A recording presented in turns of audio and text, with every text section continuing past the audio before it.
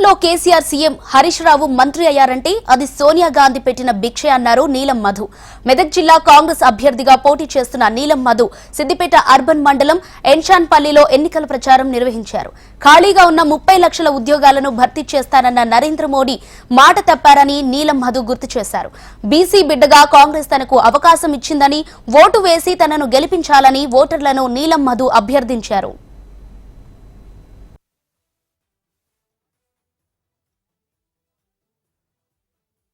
ఇందిరాగాంధీ గారు పరిపాలించిన ఘటన నుంచి కాంగ్రెస్ పార్టీ అభ్యర్థిగా ఒక పేదింటి బిడ్డకు, ఒక బడుగు బలైన వర్గాల బిడ్డకు అవకాశం కలిగించింది కాంగ్రెస్ పార్టీ. ఈరోజు కాంగ్రెస్ పార్టీ ఏం చేసింది అని చెప్పి నాయకులు బీజేపీ వాళ్ళు, బీఆర్ఎస్ వాళ్ళు చెప్తారు. వాళ్ళిద్దరికి చెప్పండాక కాంగ్రెస్ పార్టీ అధికారంలో ఉన్నప్పుడు, గతంలో రాజశేఖర రెడ్డి గారు అయినా సరే, ఇందిరమ్మ గారు అయినా ప్రధానమంత్రి అయినప్పుడు, అప్పుడు గుర్తుంచుకోండి, పెద్ద మనుషులు ఉంటే చెప్పండి మీ పిల్లలకు. ఆ రోజు ఇందిరమ్మ గారు మనకు అసైన్మెంట్ ల్యాండ్లు, లావన్న పట్ట భూములు ఇచ్చింది కాంగ్రెస్ పార్టీ కాదని ఒకసారి ఆలోచన చేసుకోండి. మనకు భూమిని ఇచ్చిన తల్లి ఇందిరాగాంధీ గారా కాదా అని ఒకసారి ఎస్సీలు, ఎస్టీలు, బీసీలు, మైనార్టీలు కూడా ఒకసారి ఆలోచన చేయండి.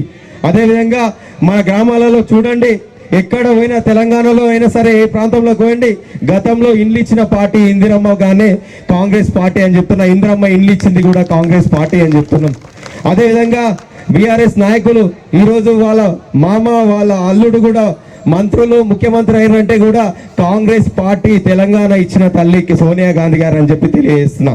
అదేవిధంగా ఈరోజు మన ప్రభుత్వం ప్రజాప్రభుత్వం, ప్రజాపాలన, ముఖ్యంగా మన ప్రియతమ నాయకులు రేవంత్ రెడ్డి అన్న గారు ముఖ్యమంత్రి అయినాక ఈ 4 నెలలనే ఆ రోజు తూగుడలో 6 గ్యారెంటీలు ప్రవేశపెట్టి అందులో 5 గ్యారెంటీలు ఇస్తున్న పార్టీ కాంగ్రెస్ పార్టీ అని తెలియజేస్తున్నా. ముఖ్యంగా అక్కలు, చెల్లెళ్ళు ఒకసారి ఆలోచన చేయండి.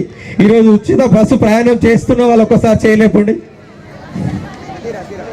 బస్కి టికెట్ కడతారు రేవాలనే. 0 కరెంటు బిల్, 200 యూనిట్ల కరెంటు బిల్ కూడా 80% 200 యూనిట్ల కరెంటు కూడా ఉచితంగా ఇస్తున్నామా లేదా? అదేవిధంగా గతంలో కూడా కాంగ్రెస్ పార్టీ దీపం పథకం కింద గ్యాస్ సిలిండర్ ఇచ్చింది కూడా కాంగ్రెస్ పార్టీ. అదేవిధంగా ఈరోజు మోడీ గారు ప్రభుత్వం నుండి 1200 రూపాయల సిలిండర్ అయితే 500 రూపాయలు బ్యాంకులో సబ్సిడీ ఇస్తున్న పార్టీ కూడా కాంగ్రెస్ పార్టీ అని చెప్పి తెలియజేస్తున్నా.